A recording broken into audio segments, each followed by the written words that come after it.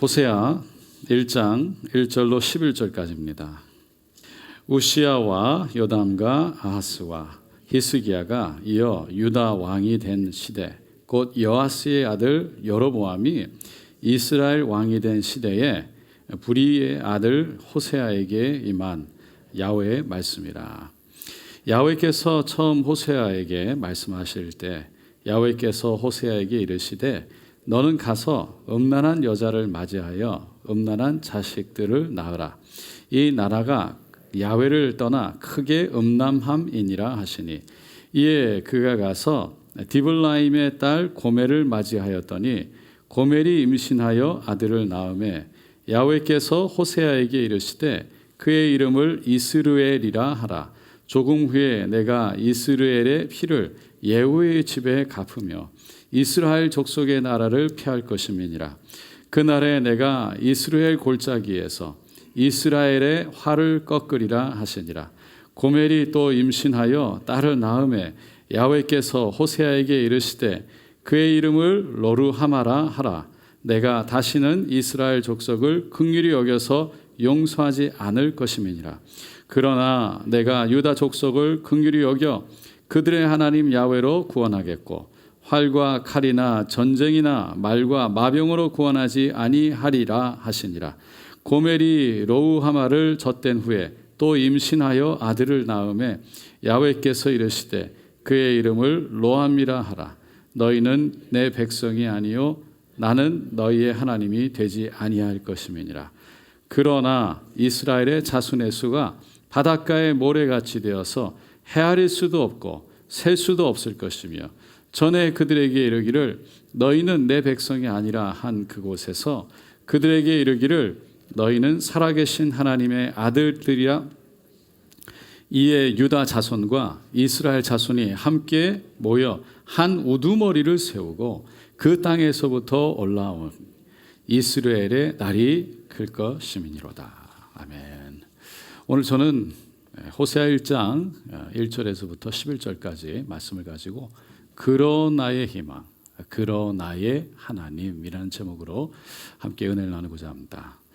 지난번에 우리가 살펴봤던 사무엘 상하의 이야기는 첫 번째 왕, 이스라엘의 첫 번째 왕 사울 왕과 두 번째 왕 다윗의 이야기였습니다.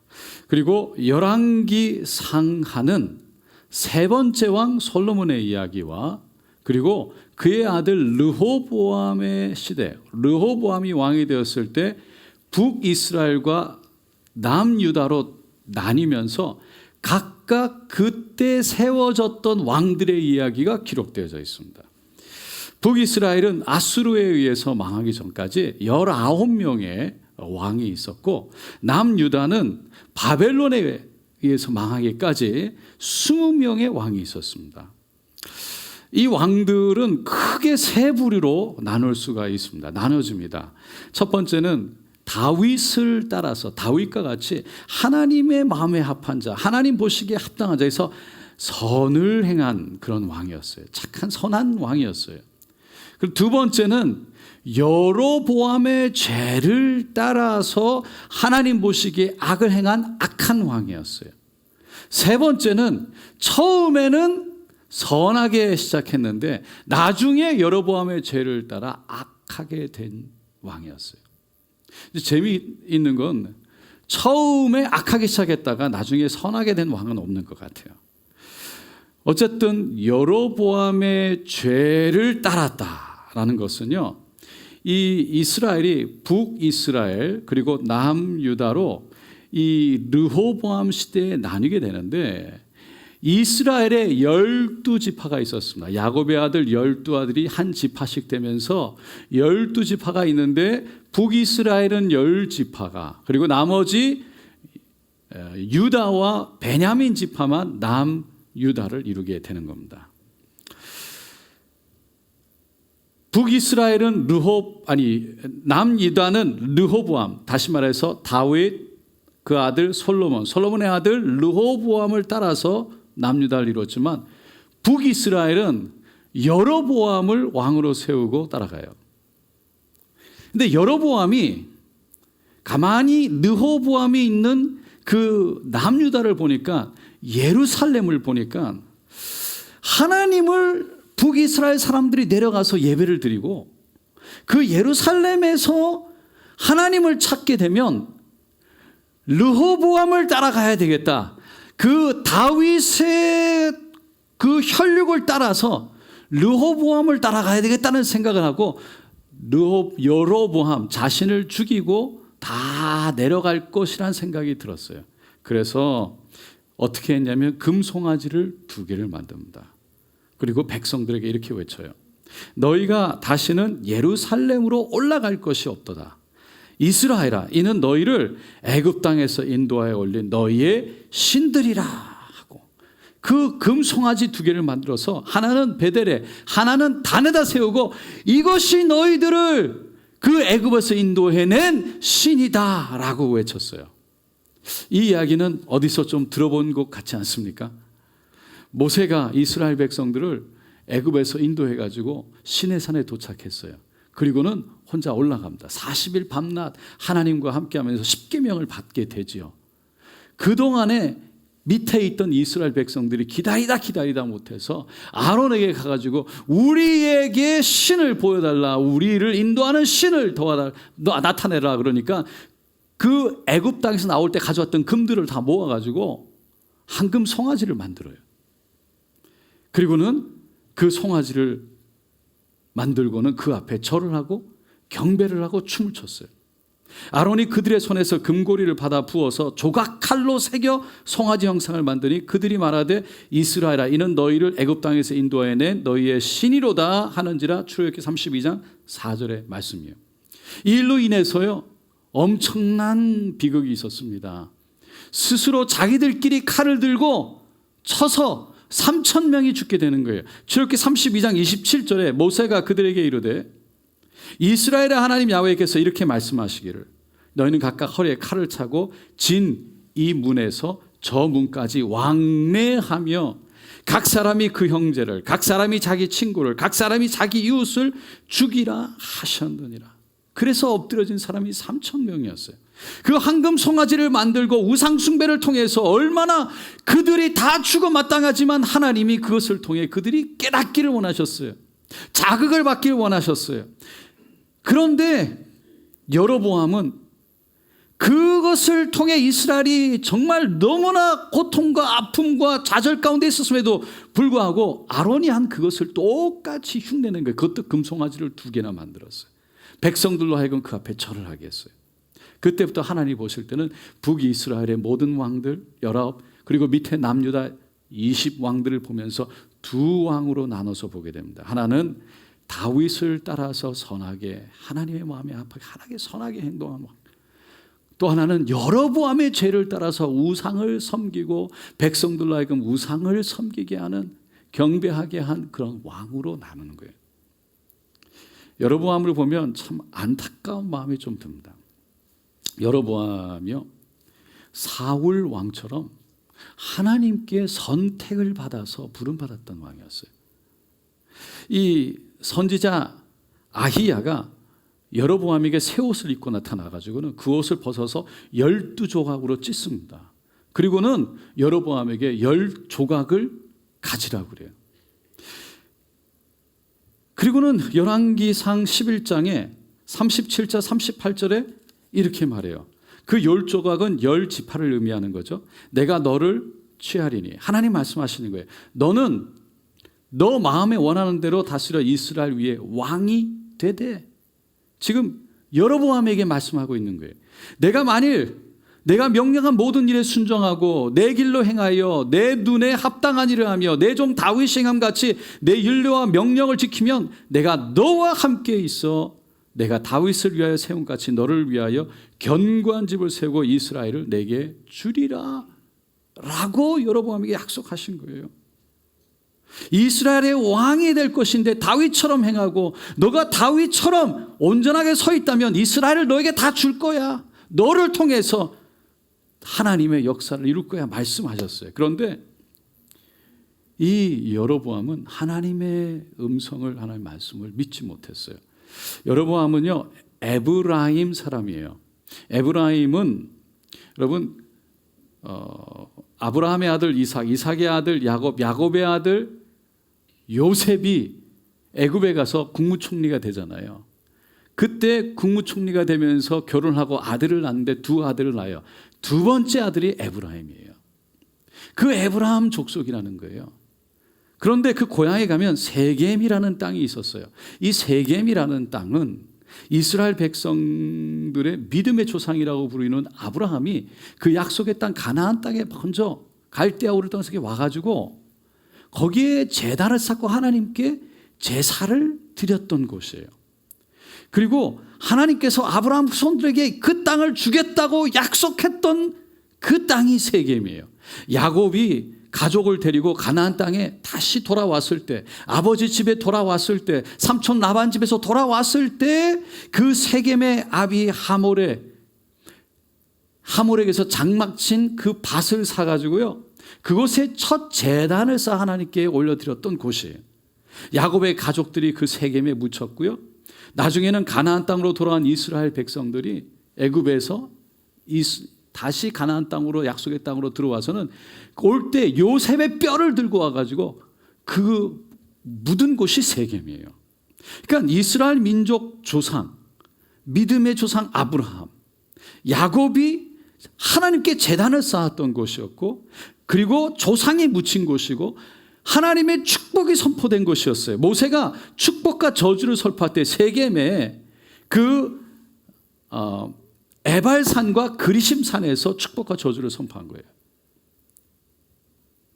그런 곳이 세겜인데, 여로보암에게 그런 세겜에다가 지금 이제 북이스라엘에 가장 먼저 수도를 정하고 세겜에 자기의 그 사람들과 함께 세우게 되는데, 그 자신이 세우게 된 그 수도 북이스라엘의 세겜, 그 하나님의 은혜가 있는 곳을 귀하게 보지 못하고, 그곳이 얼마나 하나님의 은혜가 있는 소중한 것인지를 보지 못하고, 저 멀리 예루살렘, 르호보암이 있는 예루살렘을 바라보면서 더 예루살렘이 좋아 보이고 탐내 보이고 부러웠던 거예요. 그래서 결국 여로보암은요, 눈에 보이는 하나님의 말씀을 신뢰하지 못했을 뿐만 아니라 그 눈에 보이는 하나님, 예루살렘, 그 눈에 보이는 것을 만들려고 금신상을 만들었고, 그리고 르호보암에게 빼앗길 예루살렘 때문에 그 황금소를 통해서 사람들의 마음을 모아서 떠나가지 못하도록 그렇게 두려움 속에 있었던 사람이 여로보암이라는 거예요.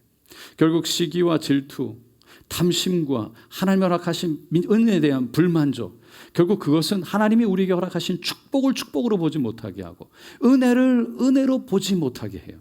결국은 마음이 거기에 빼앗겨서, 남의 것에 빼앗겨서 감사하지 못하게 하고 탐하게 하고, 결국은 자신을 그 탐심 가운데 멸망으로 몰고 가게 되는 거예요. 북이스라엘은 그렇게 여로보암을 시작으로 해서 단 한 명의 왕도 하나님의 마음에 온전히 드는 온전한 왕이 없었어요. 단 한 명도. 여로보암의 자신의 아들 나답을 이제 왕으로 세우게 됩니다. 그러나 그 여로보암의 왕조는 거기서 끝나버려요. 나답의 뒤를 이어서요, 바아사가 나답을 죽이고 왕이 돼요. 바아사도 하나님 앞에 악을 행했더라라고 성경은 말합니다. 그리고 그 뒤를 이어서 아들 엘라가 왕이 됐지만 오래가지 못하고 시므리가 죽이고 왕위를 뺏어버려요. 그 다음에 오므리 왕조가 시작이 되는데, 오므리 왕조는 이 오므리, 아합, 아하시아, 요람, 그렇게 해서 네 왕이 오므리 왕조입니다. 그 중에서 아합이 가장 악했어요. 여러분, 아합이 누구랑 결혼했나요? 이세벨하고 결혼했잖아요. 그 이세벨이 결혼해서 들어올 때 바알신과 아세라 목상을 들고 들어왔어요. 그리고 하나님의 성전에 하나님의 그 제사하던 제사장은 다 몰아버리고 바알신을 섬기는 제사장과 아세라 신을 섬기는 제사장만 세워놨던 거예요. 그래서 선지자 엘리야가 갈멜산에서 그 바알 선지자 450명과 하늘에서 불을 내리는 신이 진짜 신이라고 함께 대결하면서 외쳤던 그때가 바로 아합 왕 시대였어요. 아합 왕 때였어요. 옴리 왕조가 너무 악하니까 하나님이 그냥 놓을 수가 없어서 예후라는 사람을 기름 부어 세웁니다. 그리고는 옴리 왕조를 무너뜨리게 해요. 예후가 군사를 모아가지고 이스라엘 골짜기로 가서 아합 왕의 왕자 70명을 죽입니다. 그리고 오므리 왕조의 마지막 왕 요람을 죽이고, 그리고 아합의 아내 이세벨을 성벽에서 던져서 떨어져 그 피가 흩어져 개들이 와서 먹게 하는 거예요. 엘리야의 예언이 그대로 이루어지게 됩니다. 예후는 오므리 왕조만 처단한 것이 아니라 이 바알 선지자들도 다 정리를 했어요. 그럼에도 불구하고 예후는 결국 나중에 오므리 왕조가 우상 숭배 때문에 무너지는 것을 경험했지만 그는 온전히 우상 숭배에서 벗어나지 못했다고 성경은 말합니다. 열왕기하 10장 29절 이스라엘에게 범죄하게 한 느바세 아들 여로보암의 죄 곧 베델과 단에 있는 금송아지를 섬기는 죄에서 떠나지 아니하였더라. 예후가 그렇게 우상 숭배의 죄에서 벗어나지 못했던 예후 왕조는 그 다음에 세워졌던 요아스, 여로보암 2세 그리고 스가랴 4명 4대 만에 그 왕조가 끝이 나버리고, 그리고 살룸이라는 사람이 나타나서 스가랴를 죽이고 왕이 되지만 왕이 된 지 단 한 달 만에 또다시 문하햄이라는 사람이 일어나서 반역을 하고 죽이고 왕이 되죠. 그리고는 브가, 히야, 베가, 그리고 마지막 왕 호세아, 그 호세아를 끝으로 BC 722년에 아수르에 의해 북이스라엘은 망하고 마는 겁니다. 북이스라엘이 세워진 지 208년 만이었어요. 북이스라엘 왕들이 불행했던 것은 다른 데 있지 않았어요. 하나님 다 하나같이 하나님이 보내신 선지자들의 말을 듣지 않았어요. 목이 곧았어요. 그리고 하나님이 하지 말라고 하는 이방신들을 그렇게 쫓았어요. 우상을 섬겼어요. 그렇다고 열왕기하 17장 13절로 18절에 이렇게 말합니다. 좀 길지만 우리 함께 다 같이 읽어보겠습니다. 야훼께서 각 선지자와 각 선견자를 통하여 이스라엘과 유다에게 지정하여 이르시기를 너희는 돌이켜 너희 악한 길에서 떠나 나의 명령과 율례를 지키되 내가 너희 조상들에게 명령하고 또 내 종 선지자들을 통하여 너에게 전한 모든 율례대로 행하라 하셨으나 그들이 듣지 아니하고 그들의 목을 곧게 하기를 그들의 하나님 야훼를 믿지 아니하던 그들의 조상들의 목같이 하여 야훼의 율례와 야훼께서 그들의 조상들과 더불어 세우신 언약과 경계하신 말씀을 버리고 허무한 것을 뒤따라 허망하며 또 야훼께서 명령하사 따르지 말라 하신 사방 이방 사람을 따라 그들의 하나님 야훼의 모든 명령을 버리고 자기들을 위하여 두 송아지 형상을 부어 만들고 또 아세라 목상을 만들고 하늘 이룰 성신을 경배하며 또 바알을 섬기고 또 자기 자녀를 불 가운데로 지나가게 하며 복술과 사수를 행하고 스스로 팔려 야훼 보시기에 악을 행하여 그를 경노하게 하였으므로 야훼께서 이스라엘에게 심히 노하사 그들을 그의 앞에서 제거하시니 오직 유다 지파 외에는 남은 자가 없는. 목이 곧아서 선지자들이 하는 말을 듣지 않았어요. 북이스라엘은 하나님을 의지하지 못했어요. 결국 하나님의 허락 안에 아수르에 의해서 멸망당하고 말았습니다. 아수르는요 북이스라엘을 멸망시키고 그 당시에 수도가 되었던 사마리아에 3만 명이나 되는 유대인들을 포로로 잡아갑니다. 그리고 그 땅에 수많은 다른 이방 사람들을 데려와서 거기에 이주시켜버려요. 그래서 다닐 민족, 다닐 피, 유대인의 그 혈통을 흐려버리고 그래서 반란을 일으키려고 하는 그 의지를 약화시켜 버려요. 결국 사마리아에 혼혈 아들이 태어나기 시작했죠. 그것 때문에 남유대인들은 자기들은 다니엘 민족, 다니엘 혈통을 지고 있다고 생각했던 그 사람들이 그 북이스라엘 사마리아 사람들을 바라보면서 이방인, 다른 나라 사람이라고 얘기를 하거나 심지어는 개라고 취급하기도 한 거예요. 그렇게 이방인들과 섞이면서 피가 섞였던 것이 문제가 아니라 그보다 진짜 더 큰 문제가 있었는데, 그것이 뭐냐면 종교 혼합주의가 들어오는 거예요. 열왕기하 17장 29절로 33절 한번 다 같이 읽어보겠습니다. 그러나 각 민족이 각기 자기의 신상들을 만들어 사마리아 사람이 지은 여러 산당들에 두되 각 민족이 자기들이 거주한 성읍에서 그렇게 하여 바벨론 사람들은 숫곳 분노스 만들었고 굿 사람들은 네르가를 만들었고 하마 사람들은 아시마를 만들었고 아와 사람들은 니파스와 다르닥을 만들었고 스발와임 사람들은 그 자녀를 불살라 그들의 신 아드람멜렉과 아남멜렉에게 드렸으며 그들이 또 야훼를 경외하여 자기 중에서 사람을 산당의 제사장으로 택하여 아무나 택하여 그 산당들에서 자기를 위하여 제사를 드리게 하니라. 이와 같이 그들이 야훼도 경외하고 또한 어디서부터 옮겨왔는지 그 민족의 분석대로 자기의 신들도 섬겼다. 그냥 하나님도 경외하고 아무 왕이 아무 신이나 그냥 다른 민족의 다른 이방 사람들의 신들 그것도 붙잡고 섬기는, 그야말로 완전히 짬뽕이 돼서 엉망진창이 돼버린 거예요. 북이스라엘을 가만히 보면 더 이상 하나님조차 어떻게 이 이스라엘을, 북이스라엘을 살릴 수 있을지, 어떻게 구해낼 수 있을지 전혀 희망이 없어 보이는 그런 상태였어요. 남유다도 가만히 보면요 크게 다르지 않았었어요. 북이스라엘이 멸망하고 불과 136년 만에 BC 586년에 바벨론에 의해서 멸망을 당하죠. 남유다에는 망하기 전까지 20명의 왕이 있는데 그 중에 아사, 여호사밧, 요아스, 히스기야, 요시 왕들, 그 왕들만 그나마 하나님께 좀 잘 통치했다 인정을 받는, 다른 왕들은 전혀 인정받지 못하는 삶을 살았고 그렇게 통치를 했어요.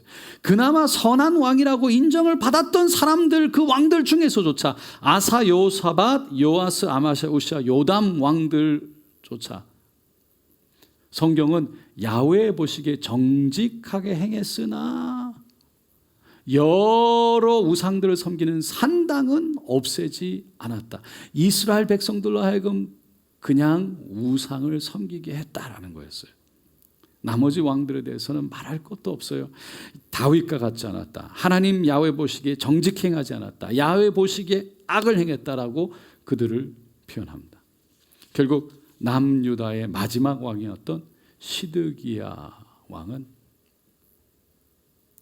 바벨론에 의해서 두 눈이 뽑혀 포로가 되어 잡혀가고 맙니다. 그렇게 남유다도 하나님 보시기에 우상을 쫓고 돌이키지 않다가 결국은 망하고 만 거예요. 그때 예루살렘, 남유다의 수도 예루살렘 성벽은 다 무너졌고 그 예루살렘에 있던 성전, 하나님을 모셨던 예배하던 그것도 다 무너져 버렸어요. 하나님의 선지자 나단이 다윗에게 와서 다윗의 집과 나라가 영원히 보존되리라, 영원히 경고하리라, 그 왕위가 영원하리라 라고 약속을 하셨는데 다윗의 혈통으로 세워졌던 남유다가 망한 거예요. 북이스라엘과는 달리 남유다는 다윗의 아들, 그 솔로몬, 르호보암 그 아들들을 통해서 그 혈통을 지켜왔다고 믿었어요. 그리고 그 다윗의 혈통 가운데 이스라엘을 구원할 하나님의 은혜가, 소망의 희망이, 구원자가 나타날, 메시아가 나타날 것을 믿었어요. 그런데 다윗의 왕조조차도 끝이 난 거예요. 아무런 소망이 없었어요. 손과 발이 꽁꽁 묶여서 바벨론에 잡혀가는 그 이스라엘 백성들, 유다 백성들은 아무런 희망을 가질 수가 없었어요. 하나님이 선택한 선민 이스라엘 남유다마저도, 다윗의 혈통으로 세워진 이 백성마저도 여기까지인가. 10년이 지나고 20년이 지나고 30년이 지나갔는데 하나님은 전혀 말씀이 없는 것 같아요. 성전에서 찬양하고 예배했던 그때 그 시간은 꿈만 같고, 다윗이 골리앗을 무찌르고 아말렉을 무찌르고 그 블레셋을 무찌르면서 그 땅에 들어가 가나안 땅, 약속의 땅 안에 풍요와 평안과 평강을 누렸던 그 시간은 마치 너무 오래전 일이 되어서 마치 신화와 같이 남는 것 같은, 아무런 희망이 보이지 않는 그 순간, 그 순간에 하나님은 그러나 이스라엘 백성을 버리지 않으셨습니다. 그 순간에 이스라엘 백성들이 절망에 빠져서 이제는 끝났다고 말하고 있는 그 순간에 하나님은 이스라엘 백성을 단 한순간도 떠나지 아니하고 포기한 적이 없었어요. 열왕기하 마지막에, 열왕기하 마지막 부분, 마지막 장 25장 마지막에 보면 이렇게 기록되어 있어요. 27절로 30절입니다. 한번 다 같이 읽어볼게요. 유다의 왕 여호야긴이 사로잡혀 간지 37년, 곧 바벨론의 왕 에월무로닥이 즉위한 원년 12월 그 달 27일에 유다의 왕 여호야긴을 옥에서 내놓아 그 머리를 들게 하고 그에게 좋게 말하고 그의 주의보다 높이고 그의 제수의 의복을 벗게 하고 그의 일평생에 항상 왕의 앞에서 양식을 먹게 하였고 그가 쓸 것은 날마다 왕에게서 받는 양이 있어서 종신토록 끊어지지 아니하더라.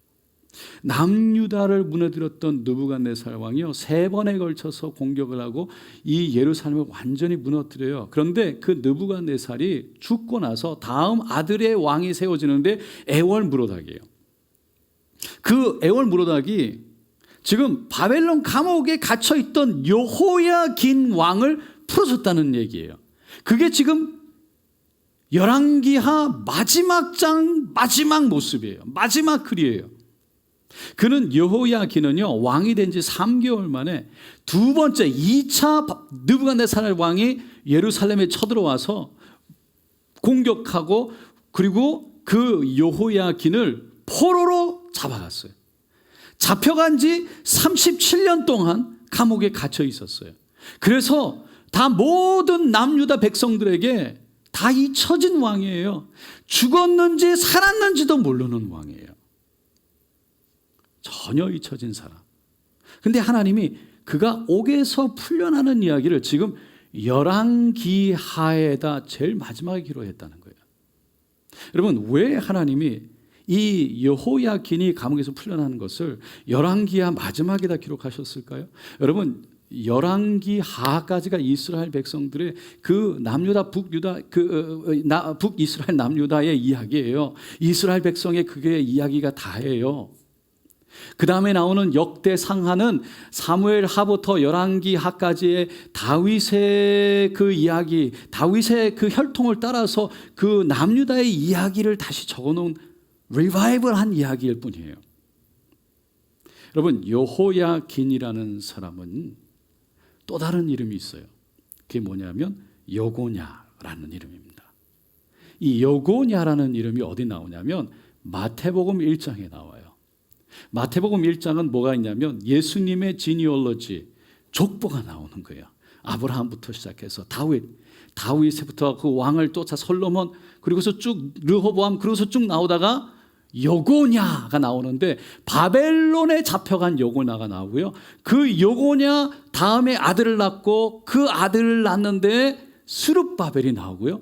다시 예루살렘으로 돌아오는 스룹바벨, 그리고 그 계통을 통해서 예수님이 나왔다고 말하는 거예요. 그러니까 지금 사람들은 더 이상 이스라엘의 희망이 없다. 회복될 수 있는 희망이 없다. 그렇게 말하고 있었어요. 그런데 하나님은 아직 끝나지 않았다. 그 희망은 바로 여고냐를 통해서 다윗의 혈통을 통해 오실 바로 예수 그리스도다라는 것을 말하고 싶은 거예요. 하나님은 다윗에게 내 집과 내 나라가 내 앞에서 영원히 보존되고 내 위가 왕위가 영원히 경고하리라 그랬기 때문에 사무엘하 17장 16절 말씀 때문에 이스라엘 백성들은요 그 다윗의 후손을 통해서 메시아가 올 것을 기다렸어요. 그래서 마태복음 22장에 보면 예수님이 바리새인에게 질문해요. 너희는 그리스도를 메시아를 어떻게 생각하느냐? 누구의 후손이냐라고 물었더니 바리새인들이 뭐라고 그래요? 다윗의 자손입니다 라고 얘기한 거예요. 그러니까 다윗의 혈통은 끊어지고 이제 하나님의 약속도 안 이루어질 것 같고 여기까지인가? 이스라엘은 여기까지인가? 라고 하고 있는 그 상황에서 하나님이 숨겨놓은 37년 동안 익혀진 여호야긴을 두둔 그러면서 지금 이렇게 쫙 나타내는 거예요. 여러분 혹시 드라마 좋아하세요? 액션 좋아하세요? 드라마, 액션 드라마. 드라마는 시리즈로 나와야 돼. 근데 드라마를 탁 보고 있는데 갑자기 마지막 장면에 주인공이 탁 죽는 거예요. 주인공이 죽으면 어떻게 되죠? 드라마는 끝나는 거예요. 재미가 없어요. 주인공이 죽으면 끝나는 거예요. 그런데 그 주인공이 죽으면 다음 시리즈가 없어지는데 그 주인공이 죽었는데 주인공이 누워있는 관이 이렇게 탁 갑자기 그게 쭉 클로즈업 되더니 관이 갑자기 싹 하고 울리더니 살짝 싹 열리는 순간 쫙 하고 끝나는 거예요. 할렐루야. 지금 그 장면이에요. 바로 이 장면이에요. 지금 말하고 싶은 건 시리즈에서 아직 끝나지 않았다. 주인공이 죽었는데 죽지 않았다. 다음 편이 나온다. 그거예요. 그게 뭐예요? 바로 에스라와 느헤미야를 통해서 끝나지 않은 이스라엘의 역사를 말씀하게 됩니다. 오늘 본문 호세아서를 보겠습니다. 호세아는 이스라엘이 북이스라엘, 남유다로 나뉘어져 있을 때 북이스라엘을 향해서 예언했던 선지자였어요. 특별히 여로보암 2세가 왕이 되었을 때 활동했던 선지자입니다. 호세아가 예언했던 주된 내용은 뭐냐면 그 애굽에서 건져낸 분이 하나님이시고 너희를 가나안 땅에 인도하신 분이 하나님이신데 그 하나님을 잊어버렸고 은혜를 잊어버렸다. 감사할 줄 모르는구나 라는 것과 두 번째가 하나님을 섬길 때는 너희들이 잘 됐지만 하나님을 등지고 우상을 섬길 때 너희가 망하지 않았느냐? 그 역사를 통해 뼈저리게 경험했음에도 불구하고 왜 우상 숭배에 빠져 있느냐? 그 결과는 결국 북이스라엘은 망하게 될 것이다 라는 것이 내용이었어요. 그런데 호세아가 그 하나님의 음성을 듣고 하나님이 호세아에게 뭐라고 그래요? 너는 음란한 여자 고멜을 아내로 맞이하고 음란한 자식을 놓으라고 그래요. 그리고 그게 아내 고멜을 통해서 하나님은 이스라엘이 하나님을 버리고 또 다른 사랑을 쫓아간 우상을 쫓아간 영적 음행에 대해서 고멜을 통해 말씀하고 싶으셨던 거예요. 하나님이 고멜이 임신해서 첫 아들을 낳았을 때 그 아들의 이름을 이스르엘이라고 짓습니다. 두 번째 딸을 낳아요. 그 딸을 로루하마라고 지어줘요. 세 번째로 다시 아들을 낳습니다. 로암미라고 짓습니다. 이스르엘이라는 것은 하나님께서 흩어버리신다는 뜻이에요. 로루하마라는 것은 사랑받지 못해 하나님의 긍휼을 받지 못한다는. 로암이라는 것은 더 이상 내 백성이 아니다라는 거예요. 여러분, 누가 자기 자식을 낳아가지고 그 이름을 짓는데 이렇게 짓겠어요? 하나님은 호세아를 통해서 북이스라엘 백성들에게 그 하나님의 메시지를 그 아이들의 이름을 통해서조차도 선포하고 싶으셨던 거예요. 전하고 싶으셨어요. 북이스라엘 백성들을 흩어버리겠다. 더 이상 긍휼을 갖지 않고 보호해주지 않겠다. 너희들은 내 백성이 아니다 라고 말씀하셨어요. 그런데 하나님 말씀은 거기에서 끝나지 않습니다. 오늘 본문의 10절에 보니까 놀랍게도 그 10절은 그러나 라고 시작합니다. 10절 11절 다 같이 읽겠습니다. 그러나 이스라엘의 자손의 수가 바닷가의 모래같이 되어서 헤아릴 수도 없고 셀 수도 없을 것이며 전에 그들에게 이르기를 너희는 내 백성이 아니라 한 그곳에서 그들에게 이르기를 너희는 살아계신 하나님의 아들들이라 할 것이라. 이에 유다 자손과 이스라엘 자손이 함께 모여 한 우두머리를 세우고 그 땅에서부터 올라오리니 이스라엘의 날이 클 것이미로다. 하나님이여 이스라엘 하리라, 로루하마 하리라, 로암미 하리라, 그렇게 하실 것이다라고 경고했지만 그럼에도 불구하고 듣지 않고 목이 곧아서 그렇게 말씀하신 대로 버려져야 되고 흩어져야 되고 그렇게 내동댕이 쳐서 더 이상 긍휼을 얻을 수 없어야 되는 백성들인데 그 순간 하나님이 그때 그러나라고 외치셨다는 거예요. 그러나. 그리고 소망을 두 가지를 선포하세요. 첫째는 셀 수 없이 많은 사람들이 하나님의 자녀가 될 것이라는 것과 두 번째로 북왕국 남왕국 북이스라엘 남유다가 하나로 이스라엘로 구별 없이 통일될 것이다를 말씀하셨어요. 그러니까 아브라함을 통해서 약속하셨던 그 아브라함의 자손들이 하나님의 자손들이 셀 수 없게끔 많아질 것이고 북이스라엘과 남유다가 통일될 것이다 라고 말한 거예요. 그런데 여러분 역사를 가만히 보면 북이스라엘과 남유다가 실제로 통일된 적이 없어요. 북이스라엘은 너무 타락해서 아수르에게 망하면서 지도상에서 사라졌어요. 그래서 통합된 적이 없어요. 그렇지만 그 약속은요, 하나님은 영적으로 신약시대에 와서 이루십니다. 로마서 9장 25절로 26절 사도 바울이 이 호세아 말씀을 인용하면서 이렇게 해석해요. 다 같이 읽어보겠습니다. 호세아의 글에도 이르기를 내가 내 백성 아닌 자를 내 백성이라 사랑하지 아니한 자를 사랑한 자라 부르리라. 너희는 내 백성이 아니라 한 그곳에서 그들이 살아계신 하나님의 아들이라 일컬음을 받으리라 함과 같으니라. 사도 바울은 우리가 읽은 그 10절 11절 말씀을 인용하면서 호세가 한 말은 바로 유대인, 이방인, 북왕국, 남왕국, 자유인, 종, 남자, 여자 할 것 없이 누구나 예수를 믿으면 한 민족이 하나님 안에 한 나라를 이루게 될 것이다. 진정한 모든 민족, 모든 나라, 모든 인종이 초월해서 바로 우두머리 그 예수 한 분을 모시고 하나님의 나라를 이루게 될 것이다 라고 말한 거예요. 여러분 호세아는 인간이 아무리 죄 가운데 있다 할지라도 하나님의 심판을 받을 수밖에 없는 자리에 있다 할지라도 참 우두머리 대신 예수를 함께하면 하나님은 그 예수를 이미 예전부터